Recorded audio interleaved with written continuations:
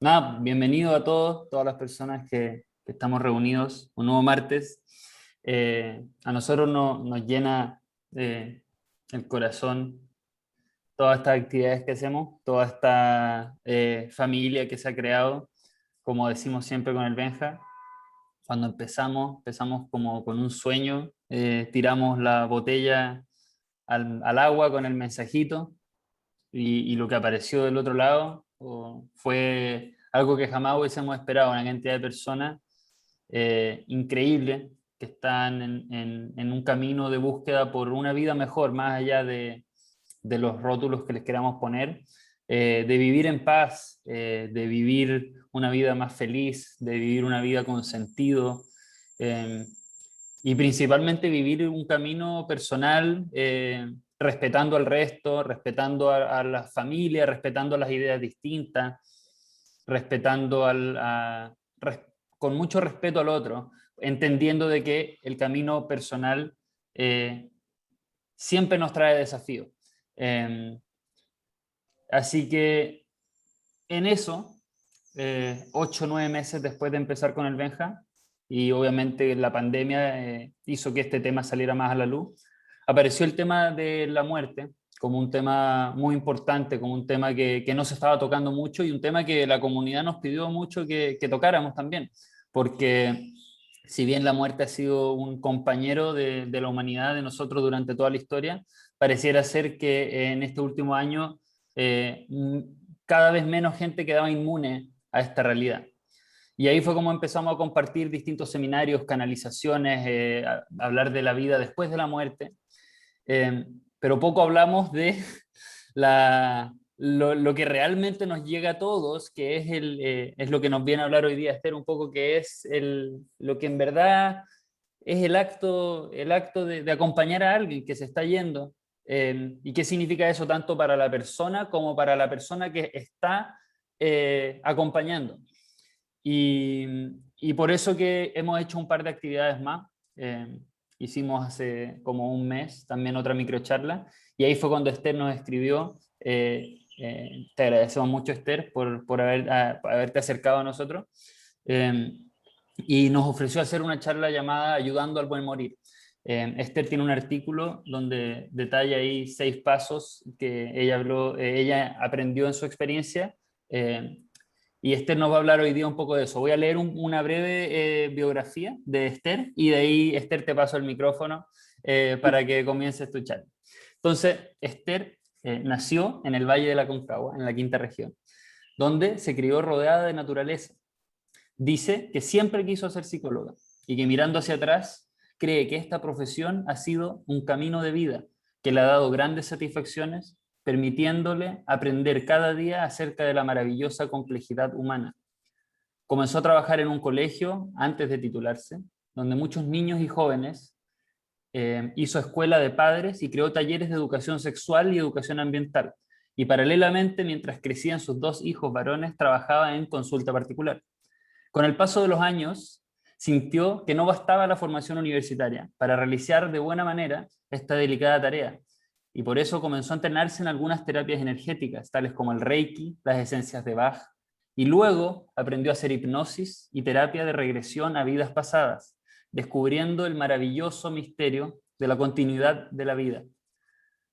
Esther, el resto te lo dejamos a ti, así que démosle una calurosa bienvenida en el chat, por favor, a Esther Morales, que nos acompaña el día de hoy para una micro charla, probablemente va a ser más una charla, llamada Ayudando al Buen Morir. El micrófono es todo tuyo, Esther. Bueno, los saludo, muchas gracias. Tal como tú dijiste, por causalidad llegué a estos seminarios y me topé con que había una compañera de universidad acá hablando sobre la muerte. Yo me sentí como mucho tiempo sola con este tema, como que no, decía yo, ¿quién en Chile está ocupándose de esto?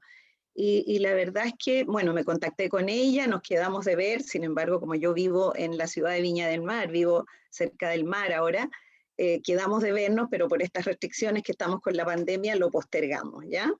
Yo tenía ya escrito este artículo, que lo escribí a partir de un evento al que fui en Argentina, que fundamentalmente hablaba sobre el buen morir, los cuidados paliativos y todo, Y yo quise hacer un aporte y bueno, yo espero que tú, Seba, puedas compartir el artículo para que la gente no tenga que estar tomando apuntes y que puedan escuchar esta ponencia con su corazón muy abierto, porque fundamentalmente lo que yo narro aquí son experiencias personales, ¿ya? Y estos 6 pasos de los que él habla son una forma de explicar cómo yo ayudé a 3 miembros ancianos de mi familia materna a cruzar el umbral. Y lo comparto porque siento que puede ayudar a otras personas que están en este proceso de tener familiares ancianos o personas que puede ser con alguien terminal también, no necesariamente con una persona de tanta edad, ¿ya? Bueno, vamos a introducirnos al tema de la muerte. ¿Qué es lo que es la muerte? La muerte es algo natural, es el término natural de la vida.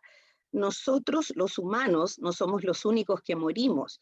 Mueren elementos del reino vegetal, ¿cierto? Del reino animal, nacen, crecen, se desarrollan y mueren. Y cada uno de estos seres, incluyendo los que componemos el reino humano, tenemos un tiempo acá en la Tierra, encarnados acá en la Tierra. Hay animales que viven 200 años, como las tortugas, por ejemplo, ciertas ballenas, y hay seres como las mariposas que pueden vivir solamente un día. Ese es su ciclo vital. Ya cada uno de las especies y cada uno de los seres que viven en el planeta está acá dejando su presencia, dejando su impronta, aunque sea un pequeño ser. Todos somos parte del entramado de la vida, de la biosfera, de esta tierra maravillosa que tenemos la suerte de habitar en un tiempo significativo como es el tiempo que estamos viviendo ahora. Un tiempo muy particular, muy especial, que requiere que despertemos, que empecemos a mirar fenómenos como la muerte, que son algo realmente natural, dejemos de mirarlo con miedo, con recelo, con dolor, ¿ya? Eso más bien corresponde a la era pisciana. La era pisciana es la era del dolor, la era de quedarnos pegados. Estamos en una era de aire. La era acuariana es una era que implica velocidad, cambios, transformaciones. Y creo que si yo puedo contribuir con un granito de arena con esta ponencia al cambio de visión respecto de la muerte, me voy a sentir muy feliz de poder compartirlo con ustedes. Bueno, hay concepciones de tipo biológico, psicológico, social, religioso y espiritual respecto de la muerte. La muerte se puede mirar desde diferentes ángulos, ¿cierto? No solamente mueren, como decíamos, seres que viven en la Tierra, sino que también las estrellas mueren en el espacio, en el universo. Se dice que hay estrellas que nosotros vemos la luz, sin embargo esas estrellas han muerto ya, pero como el espacio es tan grande, esa luz siguió viajando y de repente nosotros vemos algo que ya no está. Sin embargo, sí está su impronta y su luz. Desde el inicio de los tiempos, las culturas tuvieron religiones, ¿cierto? Formas filosóficas de ver la vida y también la muerte. Las primeras religiones, las más antiguas, eran de tipo politeísta. Habían muchos dioses, ¿cierto? Muchos dioses o varios dioses. Yo creo que ellos lo que querían representar eran distintas facetas de la divinidad. Y luego aparecieron las religiones monoteístas. Voy a hablar un poquito sobre cada una de ellas, ¿ya? Las religiones politeístas más conocidas o más antiguas son la egipcia, la griega, la romana, la celta, religiones africanas y todas las religiones precolombinas. Los mayas eran politeístas. A mí me gusta mucho México, tuve un gran amigo allá y tuve la ocasión de estar en el Museo de Antropología de México viendo pirámides adentro y unas cosas maravillosas que representaban esta cultura increíble de los mayas, ¿ya? El monoteísmo, a diferencia del politeísmo, que nace posteriormente a estas otras religiones que se hunden en el pasado, ¿cierto? Las religiones monoteístas más importantes son el cristianismo, el islamismo y el judaísmo. Estas religiones no contemplan la reencarnación, a pesar de que yo en mis estudios, mis investigaciones que hago por ahí, vi que los cristianos originales sí creían en la vida después de la muerte. Sin embargo, hay un emperador que se llamó Justiniano, que en el año 500 sacó de la doctrina cristiana la creencia en la reencarnación. No le gustó este tema de que nosotros pudiéramos evolucionar. De hecho, ustedes saben que también las religiones son estructuras de poder, por lo tanto, una forma de tener el control de las conciencias es decir, tú practicas nuestra religión y vas a estar bien. Si te sales de nuestra religión ya vas a ser un pecador o una persona que no está integrada al bien, ¿ya? Actualmente en el mundo moderno, las religiones politeístas que creen en la reencarnación después de la muerte son la tradicional china, la religión hindú, India, como se le dice. Estos son países enormes. De hecho, China tiene en este minuto 1.400 millones de habitantes y la India 1.300. Y se supone que en un futuro cercano la India superará a China en la cantidad de habitantes. Nosotros que tenemos con suerte en Chile 20 millones, nos parece impresionante pensar que haya tanta gente que profesa este tipo de religiones donde se cree en la reencarnación. Por eso es que la visión de la muerte para muchas religiones que creen en que hay vida después de la vida, no le ponen a la muerte un drama, no lo visualizan como una tragedia, como una pérdida, como el término de todo, sino que para ellos es la encarnación en la cual mueren, se termina en un momento, luego vamos a una zona energética donde podemos mirar lo que hicimos en esta vida y luego decidir volver a encarnar o quedarnos en esos espacios superiores, ¿ya? Bueno, yo pongo ahí en el artículo, que no creo que sea tan interesante leerlo, hablo sobre las religiones japonesas y hindúes que hablan sobre el tema de la muerte. Hay dos libros importantes de dos culturas que son culturas muy potentes en el tema espiritual, que son la cultura egipcia y la tibetana. Los egipcios tenían su libro de los muertos. Ese libro, de acuerdo a lo que yo leí, fue escrito en papiro hace muchos, muchos años y se le llamaba también el libro de la salida al día. Recién en el año 1650 antes de Cristo, escriben ya esto y lo difunden, mostrándole a las personas qué es lo que era el más allá y que ellos podían elegir vivir en el más allá o quedarse en este mundo o unirse al sol en su viaje diario. Acuérdense que el dios sol, el dios Ra, era el dios más importante en la cultura egipcia. El otro libro importante, el libro tibetano de los muertos, ¿cierto? Fue escrito por Padmasambhava en el año 8, en el siglo 8, perdón, y comprende orientaciones prácticas para las personas que van a morir, cómo dirigir el proceso del morir, qué pasa después de la muerte y cómo ayudar a las personas que están próximas a partir. Estos dos libros están traducidos a muchos idiomas y existen. Ustedes los pueden buscar en PDF, los pueden comprar. Yo les recomiendo el libro tibetano de la muerte. Es un libro maravilloso que puede enriquecer la percepción y la visión que ustedes tengan de este proceso tan increíble y tan misterioso también, ¿ya? Voy a contar un poco de mi experiencia personal. Yo me crié en una familia católica, estudié en un colegio de monjas españolas y después entré a una universidad pontificia.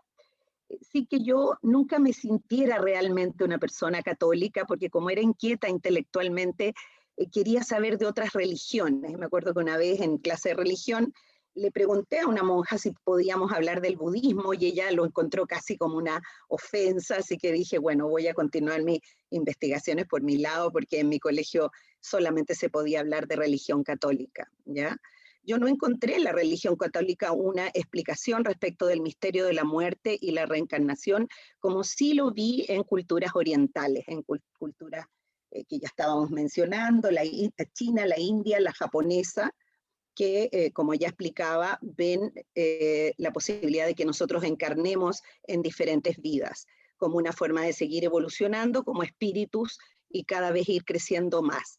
De hecho, nuestra última encarnación, en la que estamos ahora, nosotros, en el cuerpo que estamos encarnados, es donde estamos más completos, más evolucionados y tenemos más información.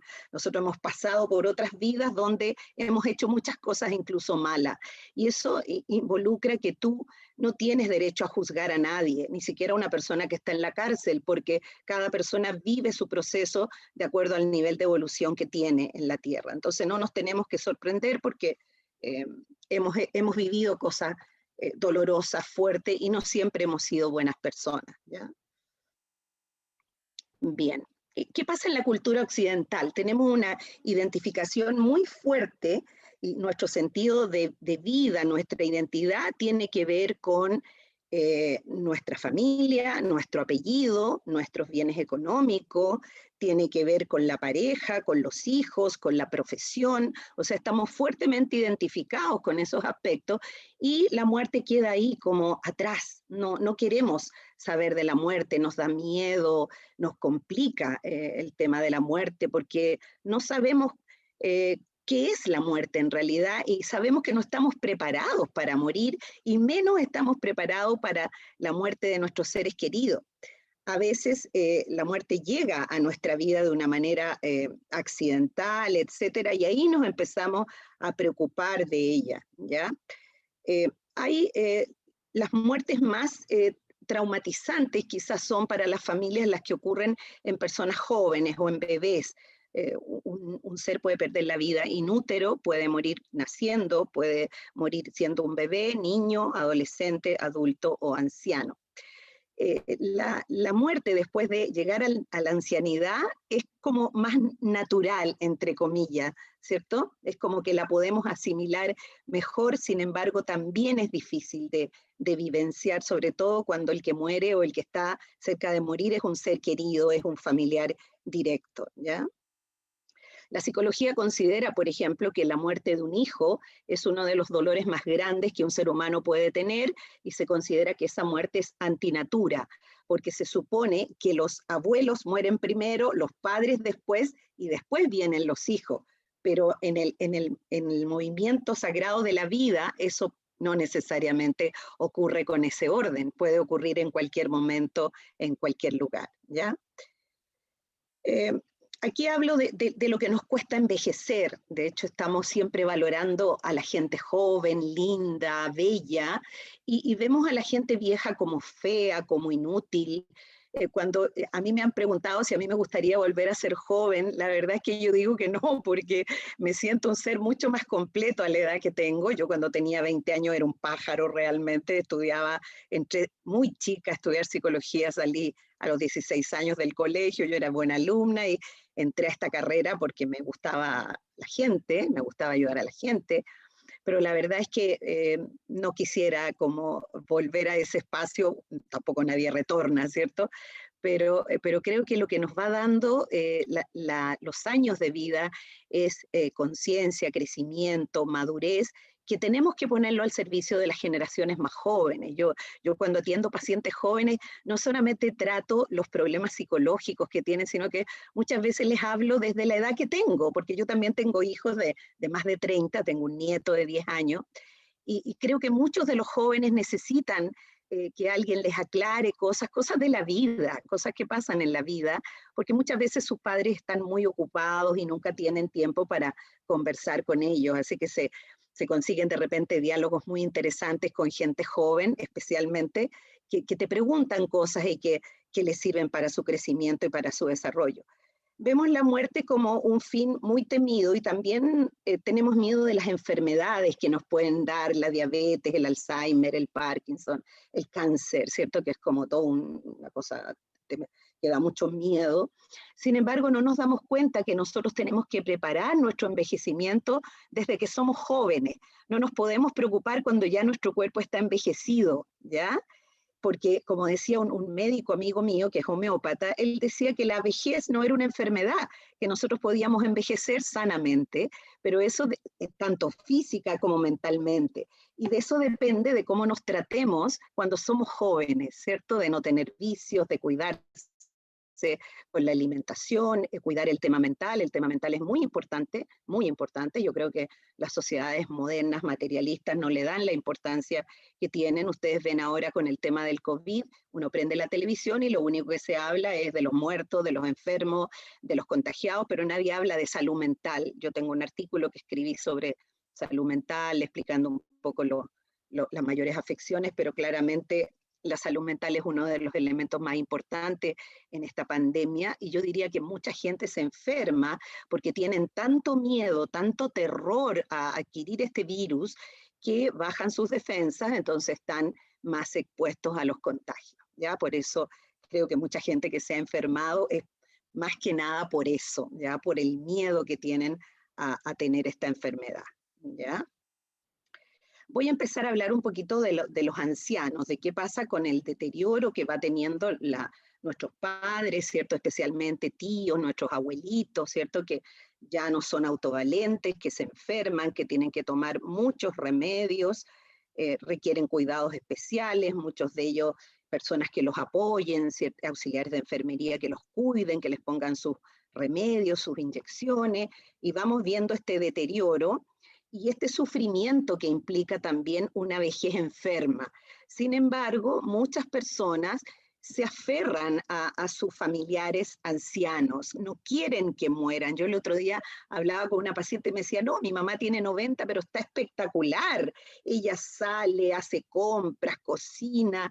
Entonces yo le dije, ¿y tú estás preparada para su partida? Porque tiene más de 90, es una persona nonagenaria, por lo tanto, puede ser que muera en algún momento, lo más probable. Y ella se quedó como impactada porque ella sentía que como su mamá era tan sana, no se iba a morir probablemente, eso es lo que yo creo, porque se sorprendió y le dije, prepárate, prepara la partida, prepárala a ella, y espero que todo esto que les voy a hablar de los 6 puntos los ayude también a ustedes cuando tengan esa experiencia de tener a sus papás viejitos o a sus abuelos viejitos, ayudarlos a entender lo que es la muerte y a cruzar el umbral sin miedo, sin dolor, ¿ya? A ver, estamos hablando también del exceso de medicina en los ancianos. Yo creo que hay muchos de ellos que están conectados a máquinas, que tienen una vida que ya no es vida. Cuando cuente la experiencia de mi madre, les voy a contar un poco cómo yo hablé ese tema con ella, ¿ya? Eh, ellos en alguna medida, algunos de ellos ya van avanzando hacia el otro plano. Entonces hay personas que dicen, por ejemplo, una mujer que está ya en fase terminal o está ya cerca de la muerte, dice, pero mi marido me vino a ver, él me vino a saludar y me dijo que me esperaba, y yo lo vi muy contento y lo vi joven, como cuando éramos novios o cuando nos casamos, ¿cierto? A veces las personas están ya acercándose al otro plano, van y vuelven, por decirlo, de repente se quedan dormidos, de repente acceden a esa otra dimensión y hablan de cosas. Yo recuerdo que mi abuela decía, qué cansada estoy, y ella estaba postrada. Entonces yo creo que lo que ella quería decir es que ya no tenía energía para seguir viviendo. Mi abuela era católica igual, pero ella murió a los 86 años. Entonces, eso de hablar del cansancio no se podía entender físicamente porque ella estaba en cama y estaba bien cuidada y le daban la comida y todo lo demás, pero ella, yo creo que era el cansancio de estar en esa vida, ¿cierto? A ver, les voy a contar así en breves palabras cómo me encontré con la muerte a través de mi trayecto vital. La primera vez que me expuse a la muerte fue cuando muere mi abuelo. Yo tenía 9 años. Era un ser bien conectado. La verdad es que yo era como una especie de vieja chica porque me crié con todos mis tíos, mucho en la casa de mis abuelos maternos, porque yo fui la primera nieta. Entonces tuve acceso a música, a libros, a comentarios de hacer lo que pasaba en el mundo con mis tíos universitarios. Entonces yo era como bien agrandada, la verdad, en esa época.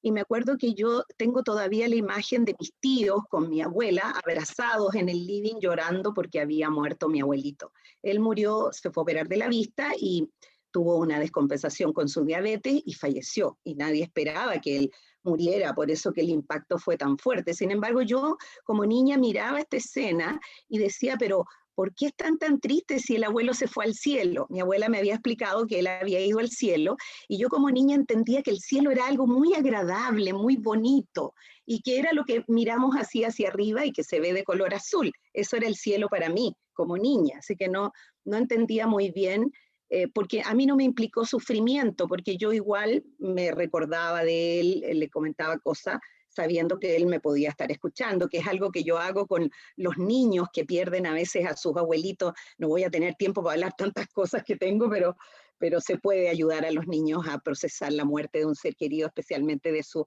abuelito, ¿ya?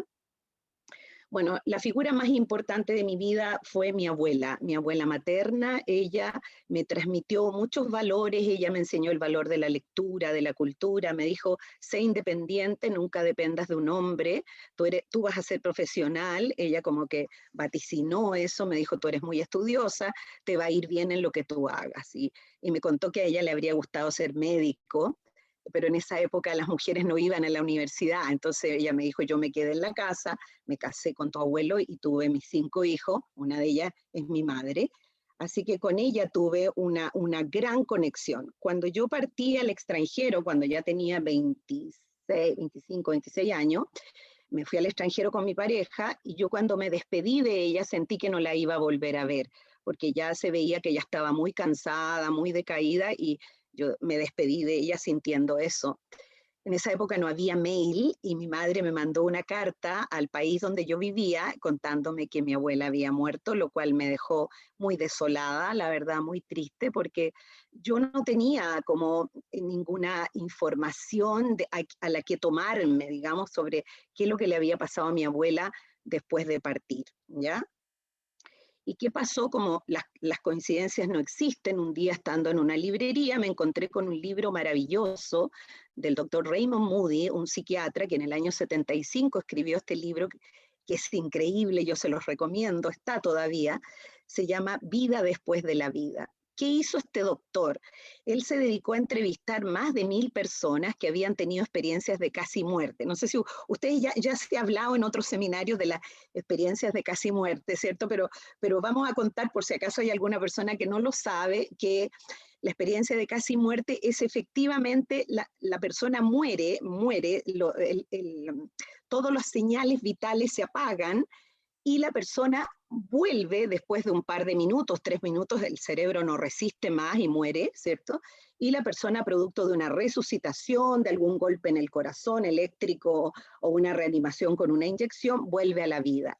Entonces, él entrevistaba a estas personas y resultaba que toda esta gente coincidía en que no tenían ninguna gana de volver de ese lugar donde habían estado, como le describían a él, un lugar maravilloso, lleno de luz, lleno de amor, donde no había, yo ya no sentía mi cuerpo, ya no me dolía nada, estaba en un estado de plenitud completamente.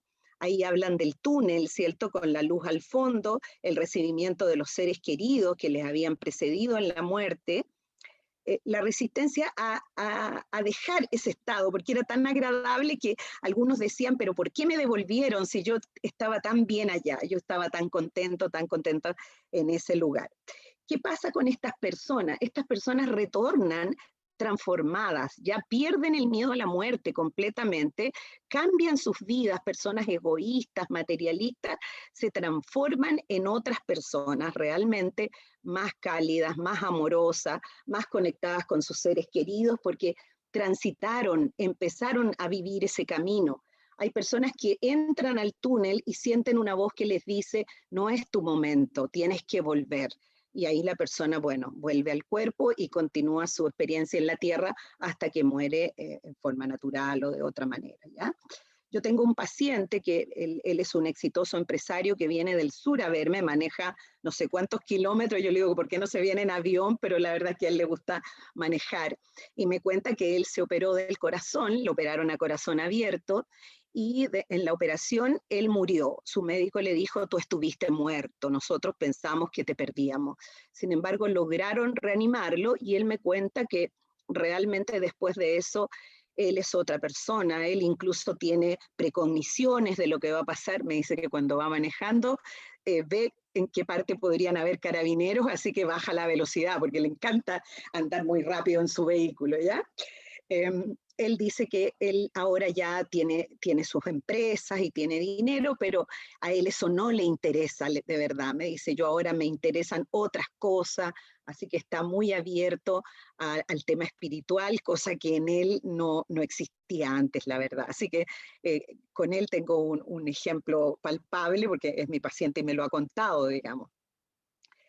Aquí viene una parte muy dolorosa que ocurre en mi vida después de la muerte de mi abuela, aproximadamente unos 3 años. Eh, yo primero me embaracé de mi primer hijo, Juan Pablo, un niño precioso, sano, que era como un Buda, era súper tranquilo, nunca lloraba.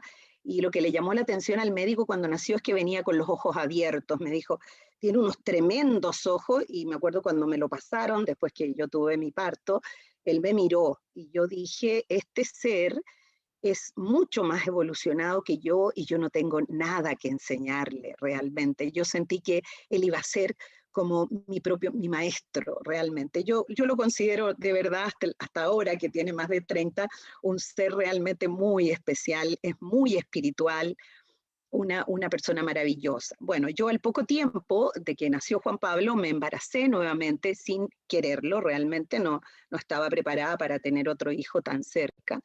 Y ahí viene el gran drama de mi vida. Mi bebé a los 6 meses de vida empieza a tener ataques epilépticos muy severos y lo hice ver por muchos médicos, se probaron todo tipo de remedios con él y mi hijo no mejoraba y empezó a tener riesgo de muerte. O sea, ya la muerte tocaba a mi puerta y yo tenía que hacerme la idea de que ese niño precioso, mi segundo hijo, podía morir. Un médico me dijo, un poco tino, la verdad, me dijo, mira, tú eres joven, ten otro hijo, este niño va a quedar, se va a morir, me dijo, lo más probable, porque esto es muy dañino para su cerebro, o va a quedar como un vegetal. Y yo dije, no, yo voy a hacer todo lo posible para que él viva lo que tenga que vivir, la verdad. Y este ser maravilloso que me acompaña hasta ahora, hoy tiene más de 30 años, es un ser lleno de amor, que vive en el presente, que vive totalmente, él apenas habla, tiene como secuela una parálisis cerebral, está rehabilitado, él camina, come solito, pero es dependiente. He aprovechado la pandemia para estar mucho con él, para regalonear con él, porque realmente la sonrisa que tiene y todo lo que me ha transmitido, yo siempre fui una persona que admiré mucho la inteligencia, la cultura, y Dios me dio este hijo que me dijo, eso no es lo más importante es el amor.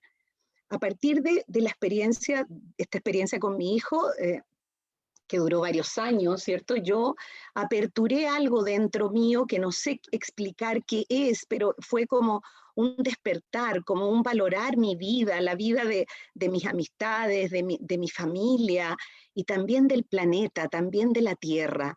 Cuando yo veía estas noticias horribles de las matanzas de ballena, de la tala de los bosques, de la selva, yo dije, tengo que hacer algo, no me puedo quedar sentada con esto.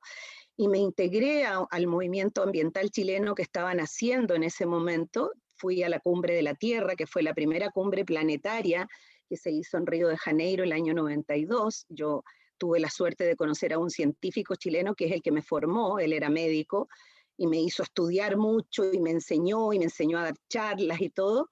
Bueno, y me dijo, tú tienes que ir a la Cumbre de la Tierra. Y yo le dije, pero no puedo, no tengo plata, no me acuerdo, en esa época yo no tenía un peso, era como un pájaro que vivía en una rama, lo material no me interesaba, la verdad. Así que me pedí prestado plata y partí con una amiga española para allá. Y allá tuve la suerte de conocer a Jacques Cousteau, que era amigo de mi maestro. Él me dijo en un ratito más, estábamos conversando con unos diputados catalanes sobre la ley ambiental chilena, que estaba recién en pañales, y él me dice, mira, me voy a ir un ratito porque voy a traer un amigo que te quiero presentar, así que tú tómate este cafecito y yo vuelvo pronto. Y veo que viene, mi maestro era muy alto y venía con un hombre un poco más bajito, vestido con una chaqueta Mao de color azul, todavía me acuerdo como si fuera ayer, y me dice, mira, este es mi amigo, te lo presento, Jacques Cousteau. Y yo dije, me voy a desmayar, es que para mí yo lo admiraba, él empezó con la investigación de los mares, tenía su nave que se llamaba Calipso, fue el precursor de la investigación de la vida en los mares, y de repente yo estaba conversando con él en mi precario francés, yo había aprendido francés en el colegio, pero la verdad, igualmente me pude comunicar con él, estuvimos conversando y hablando sobre estos temas que estaban pasando en América. Así que él me predijo cosas que iban a pasar en nuestro continente, eh, y muy como preocupados quizá nosotros los que estábamos ahí de lo que venía.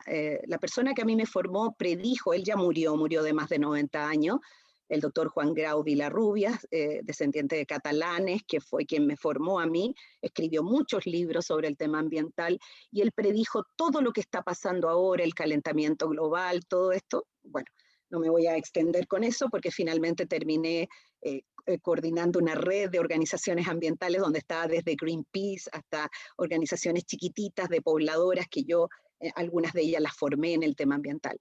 Fue una etapa maravillosa, yo le di 7 años de mi vida al voluntariado ambiental y aporté a la madre tierra con lo que yo podía, como podía, así que logramos cosas increíbles. Nosotros decíamos siempre que no teníamos dinero, no teníamos nada, pero la tierra nos ayudaba en esta causa de su defensa, de la defensa de la vida en realidad, ¿ya?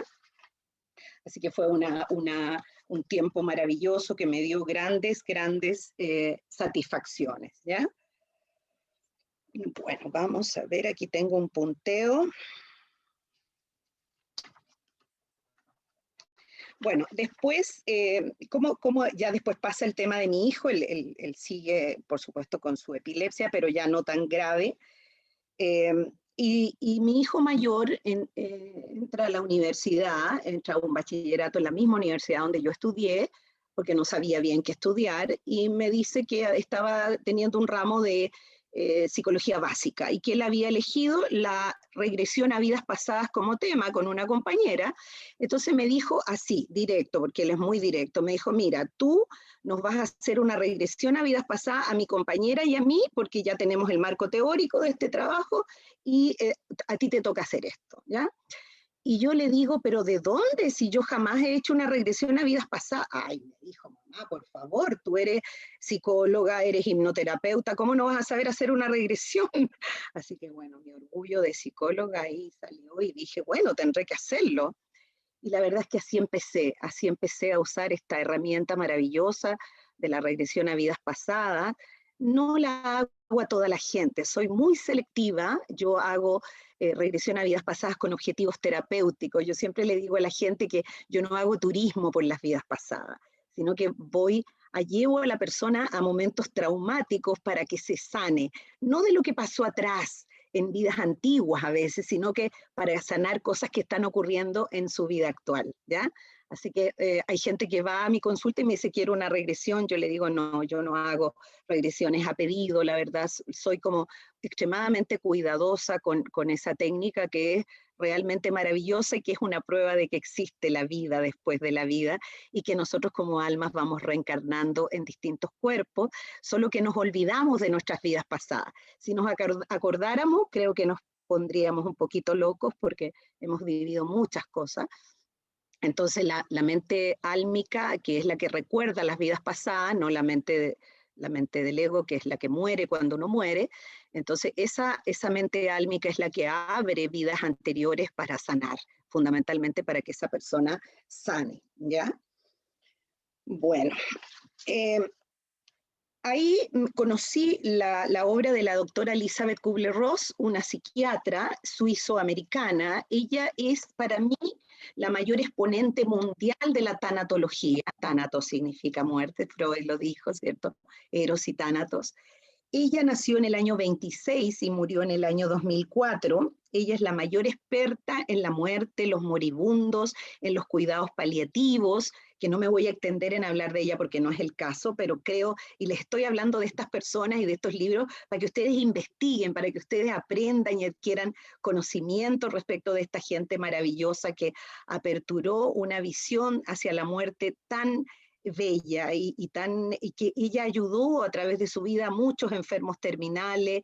Hay unos hospices que son de la Fundación Elizabeth Kubler-Ross en Santiago, hay una organización, hay en muchos países están estos lugares donde se ayuda a morir o se apoya con cuidados paliativos a enfermos terminales, ¿ya? Ella habló de 5 etapas del duelo, que eran la negación, la ira, la negociación, la depresión y la aceptación. Yo puedo decir que pasé por todas esas etapas con mi hijo, ¿ya? Las viví todas, todas. Pero también ella decía que esto no solamente ocurría con el tema de la posibilidad de morir o de tener una enfermedad terminal, sino que también era algo que ocurría cuando perdíamos una pareja, un divorcio, cuando nos despedían de un trabajo, cuando veíamos la pérdida de algo significativo para nosotros, ¿ya? Y ahora vamos a entrar en materia de contar un poco cómo llegué en forma totalmente intuitiva, teniendo algunas de estas informaciones teóricas de estos autores, etcétera, pero nada más, la verdad. Mi papá murió 12 años antes de mi madre, pero murió, yo no lo alcancé a ver en ese momento, así que no contribuí, no ayudé, no fui a su funeral solamente. Mis padres vivían en otra ciudad, así que había que trasladarse, desplazarse para allá. La primera persona que ayudé, que puedo decir ayudé porque en realidad fue acompañarlo, usé una forma intuitiva.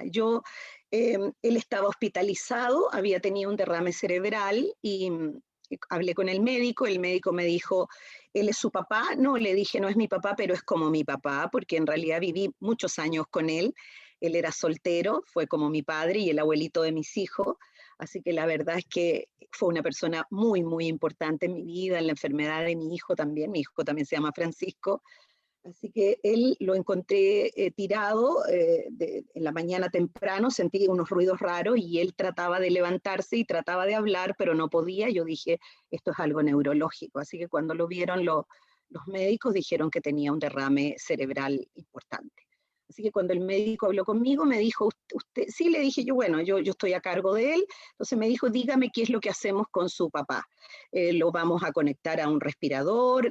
No le dije yo nada. Yo quiero que él muera tranquilo, solamente oxígeno, no lo conecten a ninguna máquina. Yo sentí que eso no es lo que él hubiera querido. Y la verdad es que me conseguí un permiso y un delantal blanco para yo suspendí mi trabajo, mi consulta, y estuve con él, cerca de él, en sus últimos días. Y en un momento le tomé la mano y se me ocurrió hablarle de esto que como les voy a contar ahora, ¿ya? Hablarle, acompañarlo, hacer cosas que quizá en vida yo nunca hice, ¿ya? Posteriormente ocupé este mismo método con mi mamá, que muere unos años después, y después con el hermano menor de ellos, todos son de la misma familia, con el tío Fernando, que murió a los 83 años. Todos ellos ya eran personas mayores cuando fallecieron.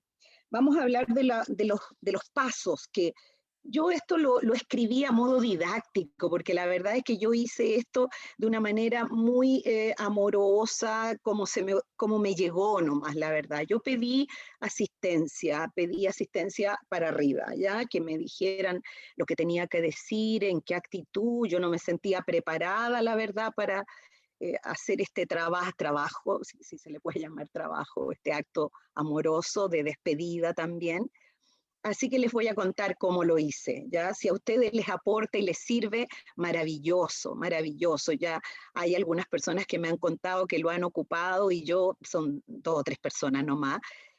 Yo ya siento que valió la pena compartir esto que es tan íntimo, es tan personal, es parte de mi vida privada, ¿cierto? Y que yo estoy abriendo ahora para ustedes. Bueno, lo primero que hice fue prepararme yo, estar tranquila, buscar el momento adecuado donde yo podía estar sola con la persona, eh, sin que nadie me interrumpiera, estar como con el tiempo disponible para hacer este proceso, ¿ya? Eh, las 3 personas murieron en lugares distintos. Mi tío, el tata que le decía a mis hijos, él murió hospitalizado, mi madre en su cama, en su casa.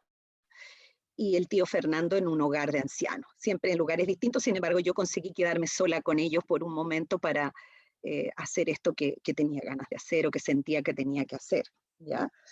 Ellos estaban en una situación de inconsciencia, prácticamente en coma, ya respirando ruidosamente, o sea, yo sentía que ya se estaban aproximando al momento de su muerte y por una causalidad, yo justo estaba ahí y nació esta idea de hacer algo con ellos, ¿ya? Luego yo les puse las manos sobre el campo energético. Yo, como sabía hacer Reiki, ahora, si ustedes no saben hacer Reiki, no importa, pongan igual las manos, pueden hacer una limpieza como un barrido sobre el campo energético a unos centímetros del cuerpo, y luego pongan las manos donde sientan que la energía está más desordenada o más perturbada, ¿ya? Yo lo que hice fue eso, esa limpieza con mis manos por el campo energético a unos 2-3 centímetros del cuerpo. De hecho, en el Reiki hay que poner las manos sobre el cuerpo, ¿ya? Sin embargo, yo lo hice encima, en los campos energéticos, ¿ya? Intuitivamente, la verdad. Y que me quedé finalmente poniendo una mano en el corazón y otra mano en la cabeza o acá, para armonizarlos. Con cada uno de ellos lo hice distinto de acuerdo a cómo yo sentía que necesitaban ese apoyo energético, ¿ya? Hay algo que les quiero contar del Reiki. El Reiki es una terapia preciosa, muchos de ustedes la deben conocer, ustedes deben ser terapeutas a lo mejor de Reiki. Estudienlo, el Reiki 1 es un sábado, un fin de semana, no es ninguna complicación. Yo me acuerdo que cuando yo era chica, le ponía las manos a mi abuelita, cuando a mi abuelita le dolía algo, me decía, póngame las manitos, hijita, y yo ponía mis manitos chiquititas, y mi abuelita decía, uy, qué maravilla, se me quitó el dolor. Así que yo sabía hacer Reiki desde que era chica, pero no sabía que se llamaba Reiki, y probablemente muchos de ustedes también lo hacen intuitivamente. Así que si ustedes no se atreven o no saben cómo hacerlo, llamen a algún terapeuta de Reiki o alguna terapeuta que puede ir al hospital, puede ir a la casa. El Reiki ayuda a desprender los cuerpos energéticos del cuerpo físico, ayuda a que la persona muera con menos dolores, con más paz en su alma, y generalmente yo lo he recomendado a veces a pacientes míos que tienen, una paciente mía tenía a su mamá muy grave, hospitalizada, pero no se iba porque tenía mucho miedo. Entonces yo le dije, yo te voy a contactar con una amiga mía que hace Reiki, y ella fue y le hizo varias sesiones en días seguidos, y finalmente la mamá de mi amiga desencarnó muy bien, con menos dolores y con un semblante, yo creo un semblante de mucha paz, algo muy, muy bonito, la verdad. Bueno, después de hacer ese tema energético, que es rápido, no demora mucho, yo expliqué a la persona su situación actual. Yo creo que aquí uno no tiene derecho a mentirle a la persona. Yo creo que la verdad ante todo, y si la verdad siempre se va a imponer al final. Entonces yo describí con mucha delicadeza y cuidado cuál era su situación médica, su situación familiar, cómo estaba en realidad en ese momento. Mi mamá, por ejemplo, estaba con alimentación a través de, mi mamá no podía comer, ya estaba intubada, estaba con escaras, estaba muy flaquita, muy débil, ya no se podía ni siquiera sentar en la cama. Yo diría que ella era la que estaba más asustada. Cuando yo la fui a ver, ella estaba como contraída, como en una postura semifetal, y me miró con unos ojos muy abiertos, como diciendo, ayúdame, ayúdame. Ella yo creo que tenía mucho miedo, no sabía lo que venía después, por supuesto. Así que, bueno, después les voy a contar lo que pasó con ella, que hasta mi hermano se sorprendió, mi hermano que no cree en nada de estas cosas, le llamó la atención lo que pasó con mi mamá, así que se los cuento después. Entonces, toda esta situación real de ellos, yo fui describiéndola en detalle, ¿cierto? Esta es tu situación, esto es lo que tú puedes hacer y no puedes hacer, a ti te cuida tal persona, tienes que tomar tal cantidad de remedios, o viene un kinesiólogo que te ayuda, una descripción realmente para que la persona tuviera claro las personas, las familiares creen ayudar a sus seres queridos cuando están con enfermedades terminales graves, mintiéndoles. No, si esto no es nada, no, si te vas a mejorar, tú te vas a recuperar. Entonces la persona se ilusiona con una posible recuperación que nunca llega, que no va a llegar. Entonces con eso se impide que la persona se prepare para su muerte, o que converse con sus hijos, o que decida qué va a hacer con su casa, con sus bienes. Hay una película que la pusieron recién en Netflix que se llama Mi Amor, se las recomiendo. Es la historia de matrimonios de mucha edad. Yo vi un solo capítulo de un matrimonio americano que llevaban 60 años juntos, algo así, y ahí ellos preparaban realmente su fallecimiento con sus hijos, diciendo si quería que los cremaran, dónde querían que esparcieran sus cenizas, y liquidaron bienes que ya no necesitaban y vivieron tranquilos, y hacían celebraciones de cumpleaños. Yo lo encontré precioso, se los recomiendo que lo vean realmente, ¿ya? Después vino la etapa del agradecimiento. El agradecimiento es una energía muy poderosa que abre caminos. Yo me permití agradecer a cada uno de ellos por la vida que tuvieron, por los hijos, por lo que hicieron en vida, todo lo que llevaron a su familia, a la sociedad.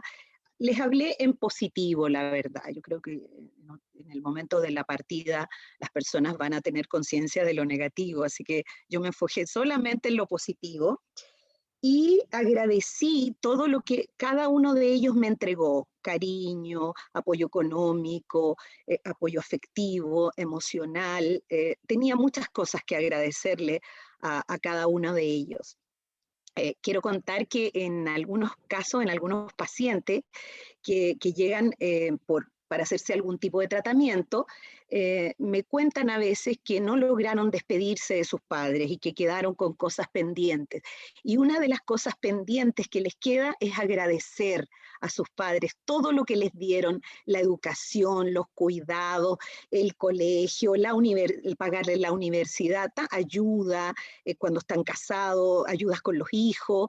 Nosotros no nos damos el tiempo para agradecer todo eso. Así que ojalá lo hagamos antes de que nuestro familiar esté al borde de la muerte. Tenemos que hacerlo. Y la gente me dice, y les da mucha pena porque dice: yo nunca le dije a mi papá que lo quería, o nunca le di las gracias a mi mamá porque me cuidaba a mis hijos cuando yo trabajaba. Entonces, háganlo antes. Pero si no lo han hecho, háganlo cuando su familiar está vivo. Una persona que está en coma está viva y está escuchándolo todo, absolutamente todo. Las personas piensan que, porque hay experiencias de que les han preguntado después que salen del coma y la persona recuerda absolutamente todo lo que le ha pasado durante su enfermedad. Así que no tengan miedo de hacerlo. El otro día, hablando con una amiga, yo le recomendaba que ella siente que su mamá se está reteniendo acá en la tierra porque tiene miedo. Y yo le dije: háblale en sueños. Si la persona no está en coma, está ya en tránsito de muerte, ustedes pueden hacer este procedimiento que les estoy comentando ahora, que es el que yo hice, y lo pueden hacer en la noche, cuando la persona está con su inconsciente abierto, ¿cierto? Y puede recibir todo esto que ustedes le van a decir. Después del agradecimiento pasamos al perdón. El pedir perdón es extremadamente liberador, creo yo, no solo para la persona que está ahí, sino que para nosotros mismos. Es la oportunidad de pedirle perdón a esa persona por no habernos preocupado, por la falta de amor, por abandonos, por egoísmo, por todas las cosas que muchas veces con nuestra imperfección humana podemos hacer en estas personas que fueron nuestros seres queridos. Eso permite liberarse, liberar responsabilidades, liberar culpas y no quedarse con eso guardado, que obviamente te va a hacer daño después de la muerte. También te puedes permitir perdonar a esa persona. Si tu padre fue duro y te golpeaba o te abandonó, o tu mamá no te cuidó porque no podía, porque era depresiva, por ejemplo, tú perdonas también, tú haces ese proceso de perdonar a esa persona que ya está por irse de este mundo. Es el momento de hacerlo. Sin embargo, también se puede hacer después que el familiar ha muerto. Yo lo hago con trance hipnótico y le digo, conéctate con el alma de tu ser querido y dile todo lo que no le dijiste. La gente llora mucho, la verdad es muy emocionante ese momento, pero finalmente es una manera de liberar. Pero ojalá lo puedan hacer mientras ese familiar o ser querido está vivo. Aun cuando parezca que ya no está acá, sí está. Su alma su ser está atento, escuchándolo todo. Así que háganlo, es muy, muy liberador, maravilloso realmente. Luego viene el sexto paso que se llama preparando el viaje, bueno, con todo lo que yo había leído del tema de la luz, de los seres que te salen a recibir, simplemente narré lo que yo sabía que ocurría. En ese aspecto tuve mucho cuidado en respetar las creencias religiosas o espirituales de la persona, no invadir. Si la persona era católica, yo hablaba de Jesús. Si le gustaban los ángeles, yo le decía, te van a recibir los ángeles en ese lugar luminoso, maravilloso, donde ya no vas a sufrir más y vas a estar conectado con todo tu ser divino, etcétera. Entonces, no podemos como transgredir eso, ¿cierto? Sin embargo, podemos explicar que al otro lado no hay dolor, no hay vejez, no hay sufrimiento, no hay miedo, porque cuando las personas hablan de esta energía brillante y luminosa que los envuelve, ellos están describiendo una luz amorosa, llena, llena de amor, que hace que tú te expandas, que tú, a pesar de que tienes tu identidad, sientes que estás cobijado por ese amor, el amor de la divinidad, el amor divino. Nosotros somos fractales de la divinidad, nosotros tenemos ese amor dentro de nosotros. Lo que pasa es que en nuestra sociedad nos vamos endureciendo y nos vamos llenando muchas veces de emociones que tiene el inconsciente colectivo, etcétera. Entonces, esa expansión que nosotros vivimos en la luz es algo que hace que podamos entender que la muerte no es un hoyo negro, no vamos al infierno, ni al purgatorio, ni a ninguno de esos lugares, porque todos los miles de personas que han sido entrevistadas en estas experiencias de casi muerte relatan lo contrario. Y además se produce una transformación en ellos, como decíamos hace un rato. Entonces, respeten las creencias espirituales o religiosas de sus deudos o de las personas a las que ustedes podrían o querrían asistir. Yo creo que este acompañamiento, que yo lo puse en 6 pasos, perdón, es algo que ustedes lo pueden hacer como quieran. Si hay algo que no les resuena, ocupen lo que les sirve, lo que les resuena, lo que lo sienten como que podrían llegar a hacerlo en un momento. Hay varias ideas que yo he entregado que están relacionadas con mi experiencia. Ustedes pueden crear una mejor experiencia para ayudar a sus familiares a cruzar el umbral. Bueno, de hecho el libro tibetano de los muertos se llama Bardo Todol. El bardo es el lugar intermedio cuando nosotros perdemos el cuerpo o morimos, ¿cierto? Como le llamamos acá, vamos a ese espacio intermedio antes de volver a encarnar. Ahí vemos toda nuestra vida pasar por nuestros ojos y vemos todo lo malo que hicimos y todo lo bueno que hicimos, con objeto de que evolucionemos, de que en nuestra vida seamos realmente mejores personas y aportemos de una manera buena al mundo que nos recibe, al mundo que nos cobija. Así que yo pienso que ese es el mejor regalo que les podemos hacer, el regalo de nuestra despedida, de nuestro agradecimiento, de nuestro perdón, de una conexión de alma a alma, que muchas veces estando vivos no nos la permitimos porque no tenemos tiempo, porque siempre estamos corriendo, porque es tan importante nuestro trabajo, etcétera. Así que espero